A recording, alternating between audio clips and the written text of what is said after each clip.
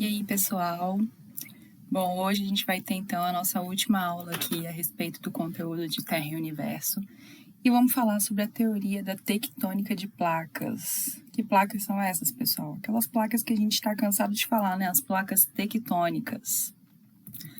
Bom, a gente viu na aula passada sobre deriva continental, né? A gente viu que lá no começo, há milhões de anos atrás, existia um supercontinente chamado Pangeia. Esse continente ele foi se fragmentando ao longo de muitos anos, né?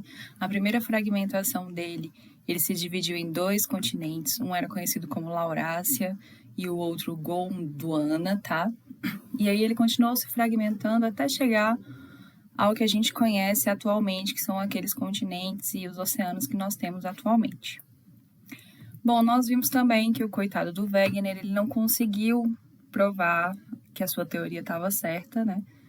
E acabou morrendo sem conseguir provar essa teoria. Bom, aí muitos anos se passaram, né?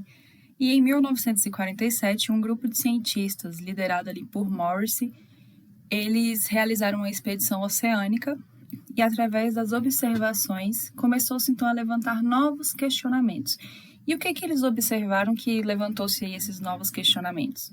Bom, eles observaram que havia uma elevação no Oceano Atlântico Central, descobriram que o fundo marinho, por baixo ali da camada de sedimento, ele era constituído por basalto, não por granito, como pensavam, e o basalto é uma rocha comum nos continentes, e descobriram que a crosta oceânica ela era muito mais fina que a crosta continental, ou seja, ela era mais nova que a crosta continental. Bom, depois da década de 50, com o surgimento de novos equipamentos e tecnologias, foi possível apurar de forma mais detalhada alguns desses questionamentos, coisa que o coitado do Wegener não tinha na época dele, né? Como, por exemplo, o magnetômetro, que é um aparelho utilizado para medir as ondas magnéticas aí que estão sendo emitidas pelo nosso planeta o tempo inteiro, e também as suas distorções, que mostram ali a ocorrência de vulcões, enfim. E a partir da coleta dessas informações ao longo de um bom tempo, né, alguns cientistas eles começaram a teorizar a possibilidade de que certas partes do oceano elas estavam se rasgando em duas partes, ou seja, estavam se expandindo. E isso pode ser evidenciado a partir da idade das rochas, já que as rochas mais jovens elas são encontradas no eixo central do oceano, enquanto as rochas mais antigas são encontradas mais próximas aos continentes, né? Isso quer dizer o quê? Que as que estão mais próximas dos continentes, elas são mais antigas, ou seja, elas foram se afastando, e as que estão ali no centro, elas são mais novas, elas surgiram depois que essas rochas se afastaram. Bom, depois de todas essas anotações, somando aí com a teoria da deriva continental, chegou-se então à teoria da tectônica de placas, né? Que é aquela teoria que fala da litosfera, que é a camada mais fina ali da Terra. Essa camada ela está fragmentada em várias placas, né? De diversas dimensões, existem placas enormes e placas menores, tá? E essas placas elas estão constantemente se movendo uma em relação à outra. Bom, a gente também viu em aulas anteriores, né, que essas movimentações, elas recebem nomes diferentes de acordo com a movimentação que a placa faz. A gente viu que tem a placa divergente, né, quando duas placas se afastam uma da outra, criando uma nova crosta oceânica, como a gente pode ver aqui nesse desenho, ó, acontece uma separação.